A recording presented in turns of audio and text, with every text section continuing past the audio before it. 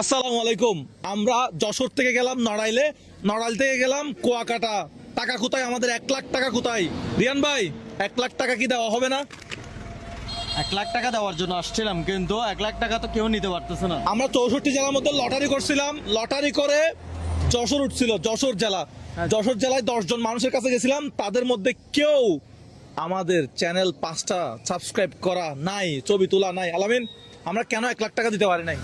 আমরা যাদের কাছে গিয়েছিলাম তারা আমাদের চ্যানেল সাবস্ক্রাইব করে নাই। আমরা যে কন্ডিশনটা দিয়েছিলাম তারা সেটা ফিল আপ করে নাই।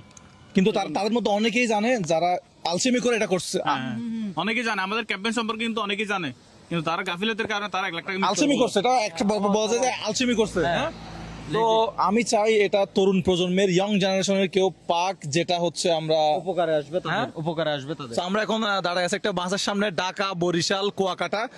আমরা এই রাস্তা দিয়ে যাচ্ছি ঢাকার উদ্দেশ্যে, ঢাকা হয়ে যাব চট্টগ্রাম।